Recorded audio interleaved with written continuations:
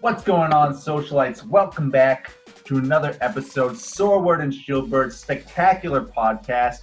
It's episode Dirty 30, the big Dirty 30. It's your commissioner and head coach, Boston Braviaries, Ryan, joined this week by Chris, a.k.a. Chrisilanius, head coach, the Diamond Desert Dwellers.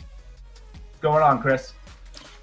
Not much, Ryan. Glad to be here. Glad to be on the podcast and, talking about the things we're going to jump into today. Yeah, awesome. Just kind of while I'm talking to you, you were on a previous podcast for us, but I don't think we officially announced that you were joining the society at that point for this next season. So welcome officially to the society. For those who don't know, Chris will get more into it, but he is a fellow content creator, so definitely check out his channel. That'll be linked down below for sure. But we'll have a little round table, and I'm sure Chris will go even more into that if you missed his previous podcast. Next up, we're joined by Rob, head coach, the Gardner Gyarados. What's going on, Rob? Hello, buddy. How are you? Good, my friend. Long time no see due to COVID and life and babies and... Yep. That's okay. Son, next summer's going to be roaring. Absolutely. And last but not least, I'm joined by Nick, previous co-coach of the Tuscaloosa Talonflames, now joining the minors as the head coach of the Florida Feraligatrs. What's going on, Nick? Not much, man. How about you? Good. Another day playing Pokemon. That's all I do, basically. All right, guys. So this is kind of like a minor league podcast. We're joined by 3 new coaches for the minor leagues. We're going to go over like some rules and the tier list stuff for the minor leagues. Let the new coaches kind of ask their questions, just have some general discussion for the minor leagues. But before we all get to that, I'm going to let each coach kind of give a short introduction to themselves, what they're about, what made them join the society, and what they're looking forward to in the upcoming season with doubles in the minor league. So, Chris, I'm going to let you take the floor here. What's up, guys? My name's Chris. You can find me on YouTube as Chrisilanius. I got involved with the league by Ryan actually found one of my videos through a group we're both in, and he asked me if I had any interest in this after I put out one of my first Crown Tundra videos, which was a lot of fun. And after talking with him a little bit, I realized that this is going to be something pretty cool, and I want to be a part of it and, talk with other coaches, basically like-minded Pokemon fans. And I'm here to do that. So if you guys want to see me doing some of that, I'm going to be part of that moving forward in the minor league. And then if you just want to see a little bit more of me, check out the Chrisilanius channel. And there's all kinds of Pokemon Go stuff there. And I've recently got an addiction to Pokemon trading cards. But that's not fully explored yet. That's a dangerous addiction. I've tempered my spending recently, but that's just because the holiday season makes you spend money on other things, of course. And plus, you can barely find product anywhere unless you're like one of those mad dogs going everywhere who knows the vendor and everything. But awesome. Well, thanks, Chris. Good to have you back on. Rob, how about you? Brand new to the society. First time on the podcast. So thanks for joining us, Rob. Very exciting. So tell us a little bit about yourself, what got you interested in Pokemon and the Draft League, and what you're looking forward to for this upcoming season. So I got into the Draft League because I've known Ryan for years, and my lovely child has already competed in last year's event, or last season's event. So I have to do better than him, is basically what it comes down to. But, I've been playing Pokemon for years, since, I remember the early days of Pokemon. Maybe not Pocket Monsters, but, Pokemon American style. Yeah, you went to Japan back in 1996 and was playing green. 16 years old, I was just killing the circuit. There you go. So obviously you're referring to your son, Jake, head coach of the LA Kinglers. So you got to work there's one of two scenarios. Either this season you work your way up to the majors, or he drops down to the minors next season. So I think you'd rather work your way up to the majors for next season, right?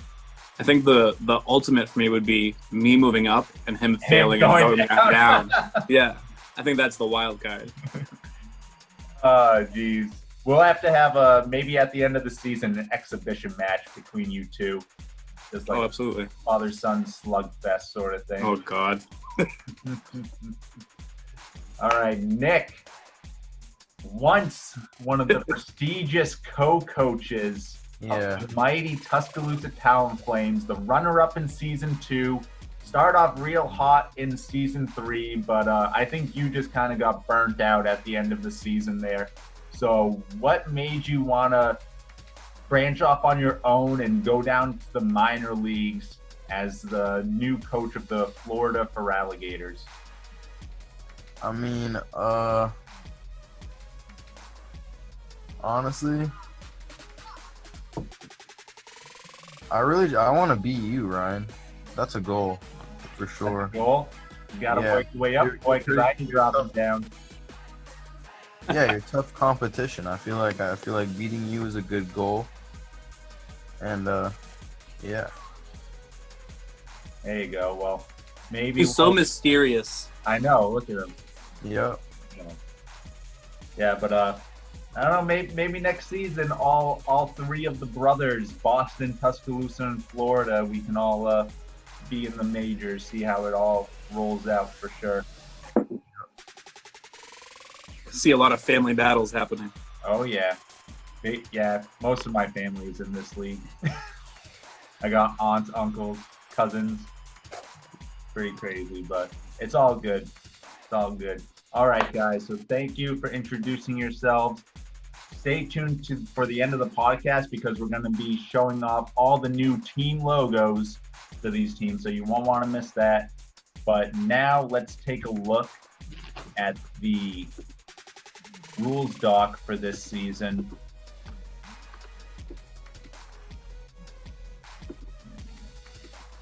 And we'll just kind of have some discussion about what we expect for this season, any questions, etc. So I kind of went over this rules doc on last week's podcast for those who did or did not catch it pretty briefly, but maybe the best thing to start off with. So it's going to be a doubles season. We alternate between doubles and singles. So even season is doubles, odd season is singles.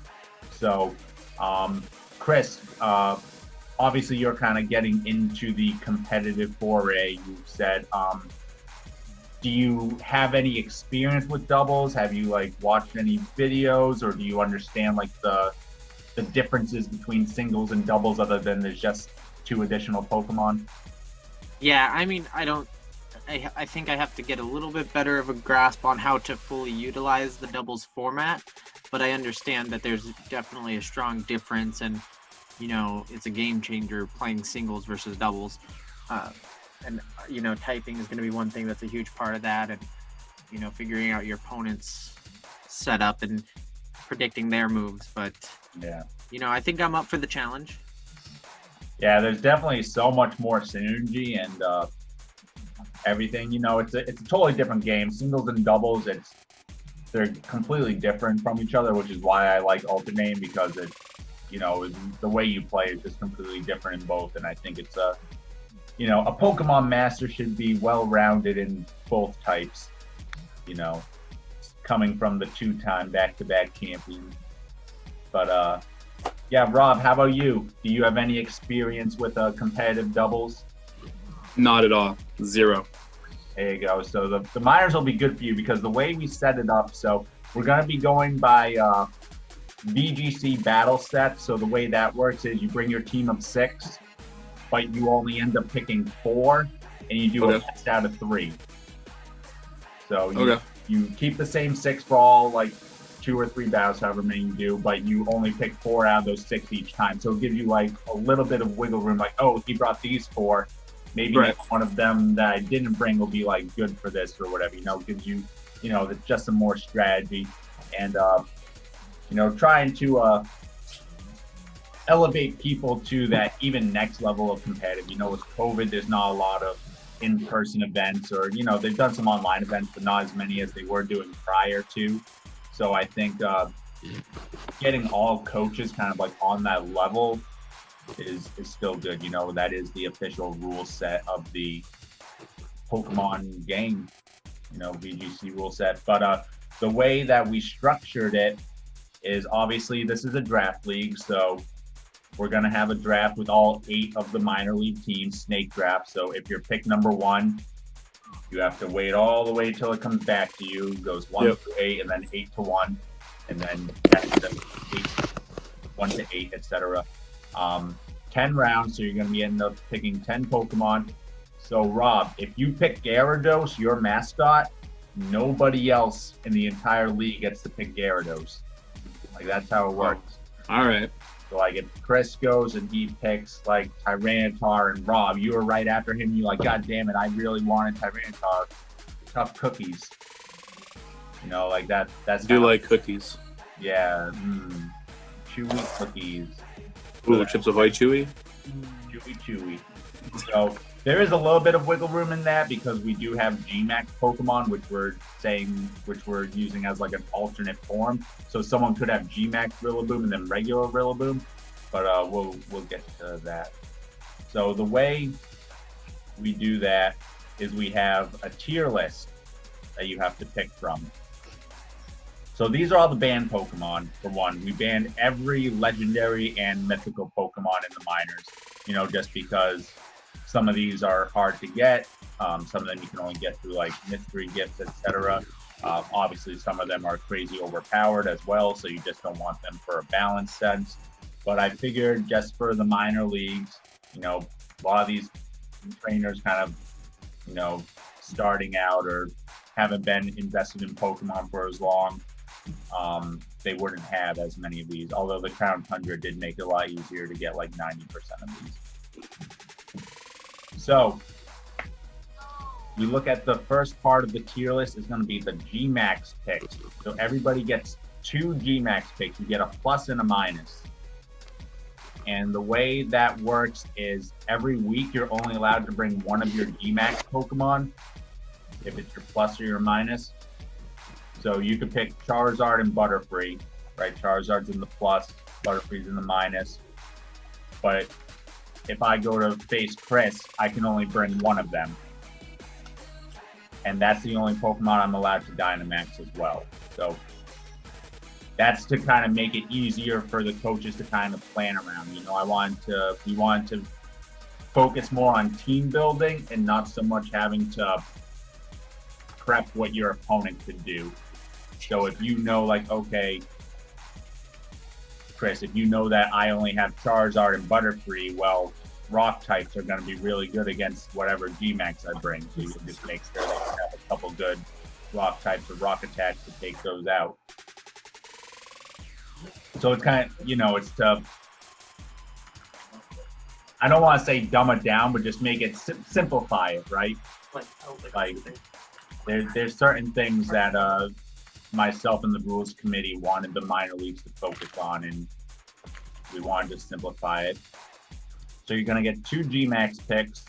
Again, you can only bring 1 each week, but you get 2, a plus and a minus. Then this is where the team building comes. We broke the Pokemon into power, which means these are strong beaters, support, Trick Room, which is very popular in doubles, so every team's going to have a Trick Room aspect. Weather, so every team is going to have a weather component. And then I think the last one we just called free. You get 1 free pick. Yeah, it's just free. So you get 1 kind of free pick, but this will kind of gear your teams a little bit. So for the power tier, you get 2 picks out of this whole tier. So again, these are like your offensive Pokemon. You see some pretty strong ones in there. Dracozolt, Dracovish. A lot of the Ultra Beasts are in here. Rillaboom, Cinderace. For supports, you get to pick one support Pokemon. So what support Pokemon you pick is going to be really important because in VGC or in doubles, just the way your support Pokemon is kind of like your anchor, how they kind of like operate your team. Different from ours. So I can help you try and make a team. So Nick, ask him to show you it again so you can do it. Rob, is Jake saying something? Yeah, he's mumbling. I'm like, go away. I was mumbling, my bad. I could hear somebody talking. I was like, what's he saying? What was he saying, Rob? He wanted to make sure that I get a copy of the list because it's different than like his list. Right? Aren't they different? Or are they the same tiering? No, the majors and the minors are different. Yeah, so I was going to try and help them. Yeah, I'm going to post this. This link's in the last podcast, but I'm going to post it again on the Discord. Okay. Later. Perfect. So, yeah, so then you can look at this whole rules doc and everything. Because I'm old, so obviously I need assistance. Yeah, he doesn't know any of the newer ones. Google. That too. All right, bye. All right, so bye, Jake. Jake, head coach of the LA Kinglers, dropping in for a cameo. Oh my god, he's doing like a little Kingler dance in the kitchen right now. I don't even know what it is. Claws up. All right, then you get 2 Trick Room picks, so you're probably going to want a setter and an abuser for that. 2 weather picks, so again, you want a setter and an abuser. So something that sets the rain and then something that gets like Swift Swim or something. And then you get 1 free pick. So these are kind of like ones where I was like, these either aren't very good or they don't really fit into a tier. So you get kind of like 1 freebie. Like a wild card. Audino's actually pretty good as a support pick. So, I mean, there are some like good ones you can get in here, of course. So, Rob, since Jake was kind of talking in your ear there, do you have any questions about the draft, the tier list, how the battles will be conducted? Just questions. The only thing, I guess, I'll only be able to draft Pokemon that I already own, yes? Yes, but we have like 26 of us. So, I mean, if you want to draft something, I will get you that Pokemon.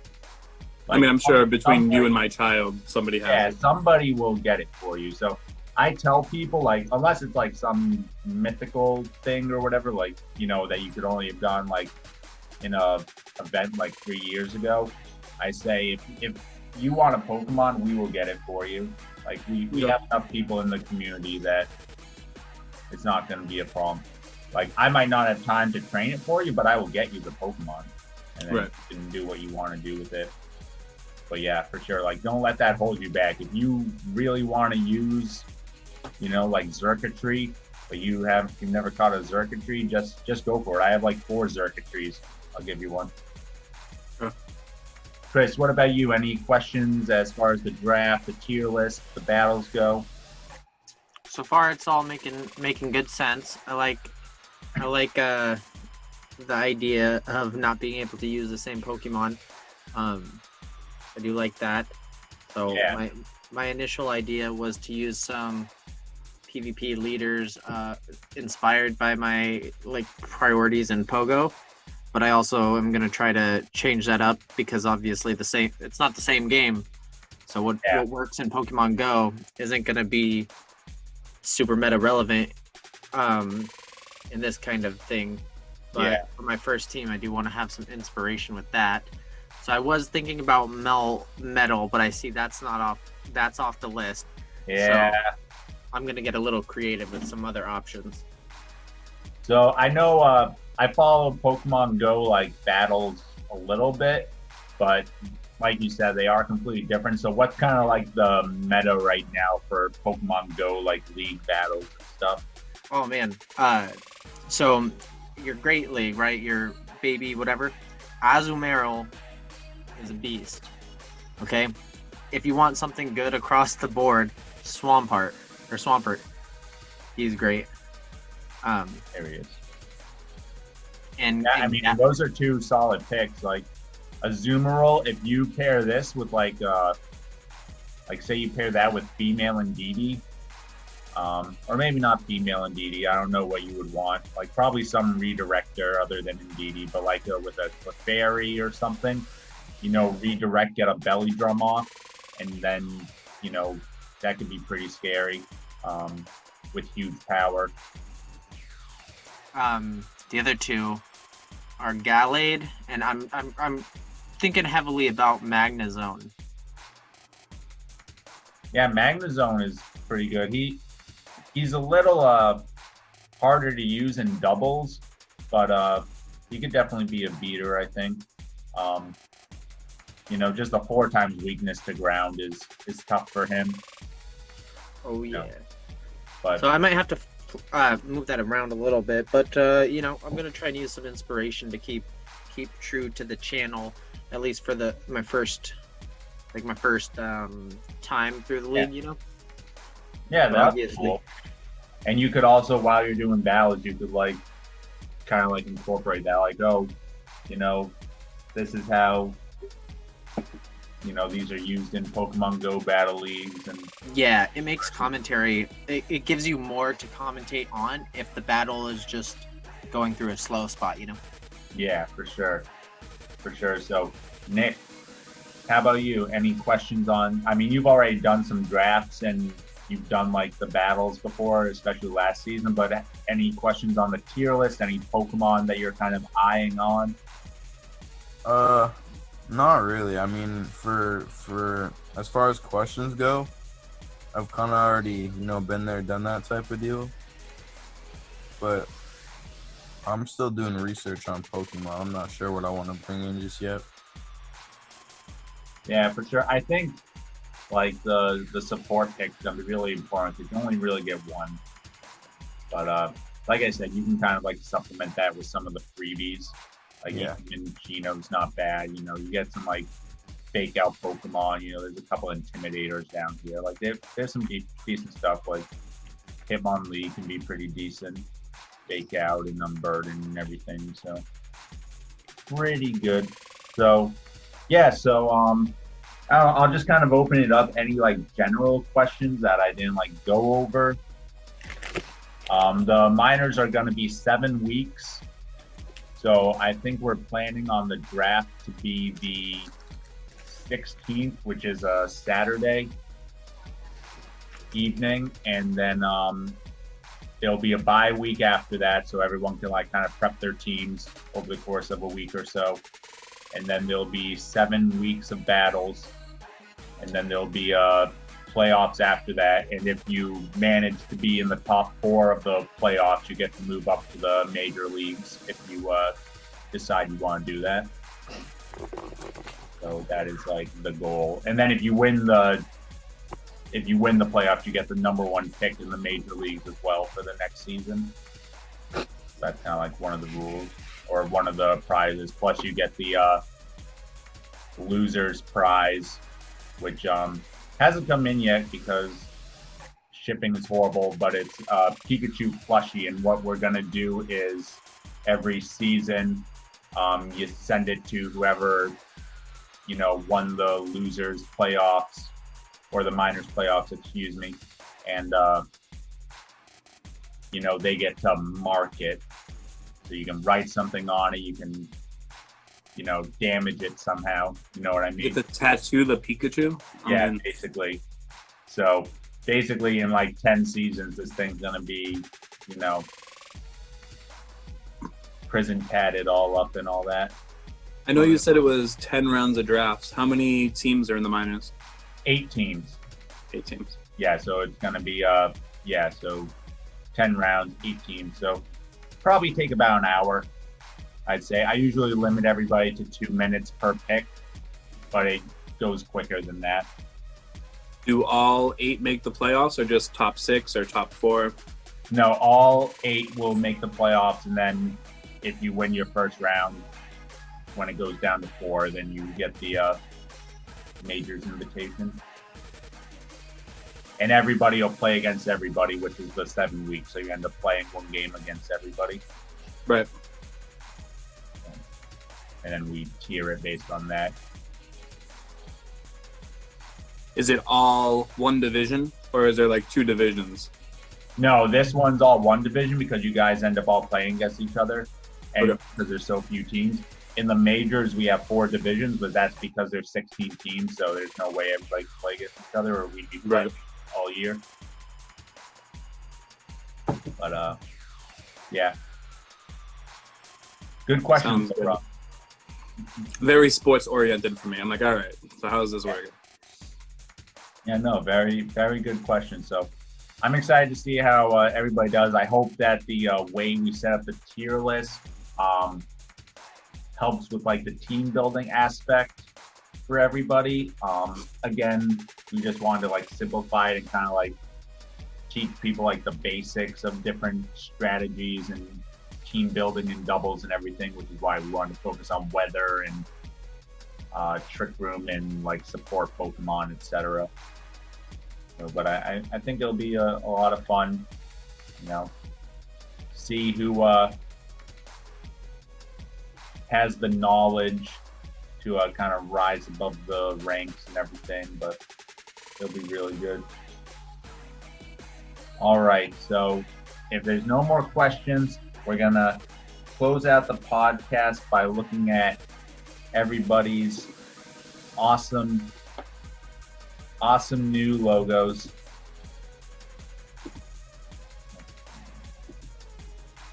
All right, so we'll Aren't we start. waiting for?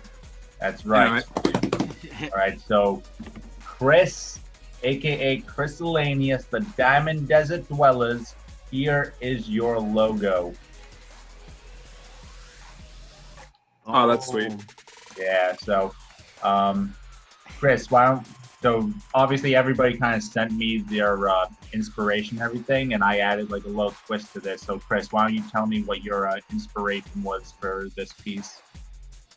Well, I mean, I'm a primarily Pokemon Go channel, at least until I get heavily involved with the league. And I'm from Arizona, right? So that's where the desert comes from. And I realize it sounds kind of like a bar that's in my area, but I chose Diamond Desert, one for alliteration, but the other thing was Diamond version was one of the first Pokemon game. Well, it was one of my favorite Pokemon games, basically. I'm still trying to figure out where I put Sword and Shield, but I loved the Diamond version. So Diamond Desert Dwellers. We got a Larvitar, and as you can see, Ryan's touch on it. He's playing Pokemon Go, lost in the desert out there. I thought that was a great touch. I like it. Yeah, I was like, I gotta put, you know, Chris does like Pokemon Go's his main focus on his channel, so I was like, I gotta put a Pokemon Go thing in there. So I was like, okay, I'm gonna have him holding a little smartphone playing the game, you know. And Yeah. we've all done that, playing Pokemon Go. You know, you're looking, you're like, especially like I remember like that first week, I was like, oh man, there's a Nidoking somewhere. Where the hell is this? And like I ended up like down some like shady back alley, like on the wrong side of the street, and I was like, and I remember I was like, okay, well, I'm gonna go back to my house, and I turned around, and right when I turned around, the Nidoking popped up. I was like, yeah, I found it. So it's kind of like homage to that. But No, really I love it. I really appreciate you putting that together. Of course, of course. All right, Rob, you ready to unveil the Gardner Gyarados? Absolutely. Awesome. Here we go. Beautiful. So, Rob, I'm stoked. you sent me a kind of like a sketch that you did of this. So why don't you tell me what your inspiration, especially for the color pattern, was, because you were really adamant about the black and orange. So tell me a little bit about your Gyarados. So I recently moved to Gardner, probably almost 3 years ago now, and hence the orange. But Gardner's colors are orange and black. And Gyarados has just always been that Pokemon that I always liked. I always had a thing for like the misunderstood Pokemon, like Gyarados or Kangaskhan or like Tyranitar. Like those ones are always like the favorites.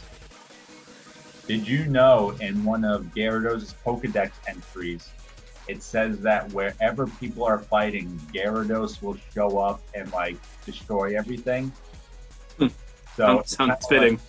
Yeah, but so it's like, is he attracted to the rage, or is he like trying to be like, guys, stop it, but he doesn't know how to like voice it? You know what I mean? He's not very articulate. Yeah, is he really angry, or is he just misunderstood, like you said? I'm going with misunderstood. Yeah, this is definitely a misunderstood Gyarados, but I like the color scheme. It came out very nice. Nice crashing wave motif there, so very awesome having the Gardner Gyarados. I love that you give it such a hot Boston accent. I was trying to figure out a way to put a chair in there because, you know, Chair City. yeah, Gardner's the chair city of Massachusetts, for those who don't know, was a big furniture manufacturing, you know, mill town way back when, but It was top 3 in the country. yeah. But Gyarados sitting on a chair just didn't sit right with me. See, now that's okay though, because now dad jokes are fitting because you're a dad now. I was doing this long before fatherhood. Yeah, but now it's okay. But now it's okay. It wasn't okay for. All right, Nick. Last but not least, for your logo, we got the Florida Feraligatrs. So this one's a little more simple, but tell me a little bit behind the Gators, the Gatrs.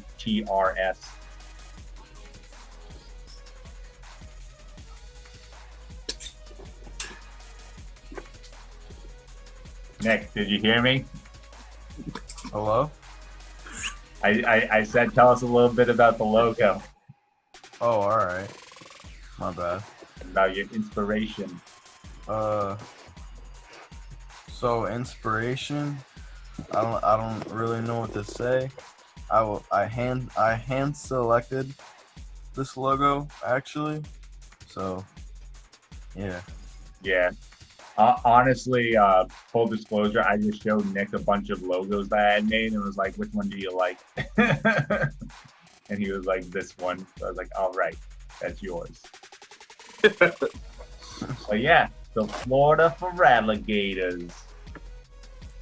And with that, you got the new teams. We went over the minor rules. Chris, any last words? Close out the podcast on your end. Just glad to be part of it. I'm really looking forward to what the league's going to be like. It's going to be a hugely different experience for me. And I'm going to have to research a little bit. But super excited. Can't wait to meet all the other coaches semi face-to-face. And, you know, if you want to see more of me, like I said, Chris Alanius. Yeah, we'll link it down below. We'll have Chris's channel down below. So definitely give him a click, give him a sub. You know, I'm sure you'll be posting all your league videos there, so that'll be awesome. Make sure you stay tuned for that coming up next month. Rob, what do you got to say to the people? I'm just excited to be into a different league. I mean, you and me have both played in many TCGs and miniatures and dice, and so this will be something different. I haven't actually competed on something that was digital, other than like back in the day, Mortal Kombat. Yeah. So this will be cool. Yeah, for sure. And hopefully, maybe not this season, but maybe next season, you know, we'll all get vaccinated or whatever, and we can do like some in-person battles, because I haven't gotten to do those since February. Yeah, that'll be fun. All right, Nick, you're sending it off for the people. What are your last words? Yeah, I mean, you know, like everybody said, I'm excited to be a part of it, and you know, I gotta redeem myself from last season. So, Yeah, you know something that actually, you know something. Yeah, now that I got you on the podcast, Nick, I should have let you off this easily. You were what, 5-1, only lost to Denver last season, like in the second week. yeah. 5-1. You don't show up for one of your matches, so you get a forfeit loss. Now you're 5-2, going into like the last week or whatever, and then you end up losing to Reno, and then you lose in the playoffs What happened? Walk us through it. The people want to know what happened. Tuscaloosa fell apart. You and banished. Had to start your own team. I don't know, man. I was strong in the start, and then it was just like a downward slope from there. I was slacking. But now you've got a fire, right? You're going down to the minors. You're gonna pump it up. You're gonna get back in fighting shape, work your way back up to the majors. Prove Jack, head coach Tuscaloosa, that you're the better coach. All right. I think he's fired up. I can't tell, but I think he's. Was his no the one that he didn't show up to? Was that against Jacob? I know Jacob won a match because somebody didn't show up. I don't remember if that was against Jake or not. I don't remember who it was. Because he was really worried about playing somebody, and then that person just didn't show up that day. Yeah, we had like one team that was having like technical issues with their Switch, so they missed a couple matches. But then Nick just had technical issues. Yeah, technical issues. More like, I don't know, probably was roaming the streets, you hooligan. Hoodlums. The streets. All right. Thanks for watching, socialites. Stay tuned. We still got a couple more weeks of off season, so we're gonna get some majors coaches, some new coaches on for next week's podcast. That'll be a lot of fun. And then we'll probably get some veteran coaches on for the week after that, kind of just to wrap everything up before the new season starts. Merry Christmas to everybody. This will be going up the week of Christmas, so happy holidays to everyone. And stay safe. Do what you gotta do, but please be aware of other people. You know what I mean? Like, we all know what I mean. You know what I mean. So, as always, stay classy, society. See you next week.